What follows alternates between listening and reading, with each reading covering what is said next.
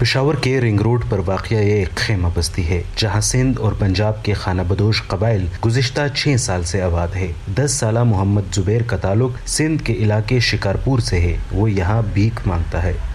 ہمارے کو بھیک مانگنا شوق نہیں ہے، ہمارے کو پڑھنا شوق ہے۔ ہمارے ابو کام بھائی نہیں کرتا ہے، ہمارے کو بہت پڑھنا شوق ہے۔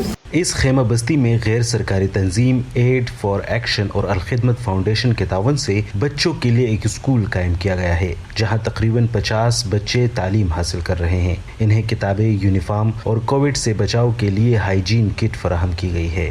ورلڈ بینک کی ایک رپورٹ کے مطابق کووڈ-19 کے دوران پاکستان میں 9,30,000 سے زائد بچے اسکول چھوڑ چکے ہیں، جن کی اکثریت اب محنت مزدوری کر رہی ہے۔ ایڈ فار ایجوکیشن صوبے بھر میں اسٹریٹ چلڈرن کے لیے 17 سینٹر چلا رہا ہے جہاں 650 طلباء تعلیم حاصل کر رہے ہیں۔ پروجیکٹ کوآرڈینیٹر عمار احمد کہتے ہیں کہ بچوں کو روزانہ 2 گھنٹے تعلیم دینے کے لیے بھی اکثر والدین کو مشکل سے راضی کیا گیا۔ انہوں نے کہا کہ یہ تو کمانے کے لیے جاتے ہیں، تو ہم نے کہا کہ نہیں، ہم سیکنڈ ٹائم آئیں گے، ہم ان کے پاس آئیں گے اور ان کو ہم نے پڑھانا ہے کسی وقت جو بھی یہ فارغ ہوں۔ تو جب ہم نے یہ ٹائم سلیکٹ کیا تو ہمارے پاس یہ لوگ پہنچتے تھے بچے۔ غیر سرکاری تنظیم دوست فاؤنڈیشن کے مطابق صرف پشاور میں 12,000 اسٹریٹ چلڈرن موجود ہیں۔ ایسے بچوں کے لیے حکومت خیبر پختونخوا کا ادارہ زمون کور گزشتہ 4 سال سے پشاور میں کام کر رہا ہے اور اب تک چند 100 بچوں کو تعلیم دے چکا ہے، مگر کرونا وبا کے دوران نئے بچوں کو جگہ دینے میں مشکلات پیش آئیں۔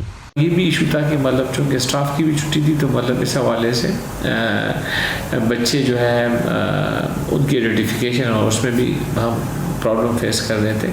تھرڈ ون یہ تھا کہ بیسیکلی بچوں کو وہاں پر اتنی بڑی تعداد میں اکٹھا رکھنا جو ہے یہ ایک پرابلم تھا۔ زبیر اور اس جیسے بچے تعلیم سے تو محروم ہیں مگر ایک بہتر کل کا خواب یہ بھی دیکھتے ہیں۔ بہت پڑھتے ہیں، پاس body hair head ABCD۔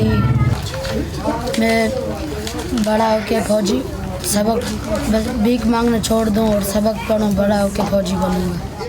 World bank کے مطابق اس سال بھی کرونا کی وجہ سے سرگرمیاں معطل ہوئیں تو پاکستان میں مزید 10 لاکھ بچے اسکول چھوڑ جائیں گے۔ عمر فاروق، وائس آف امریکہ، پشاور۔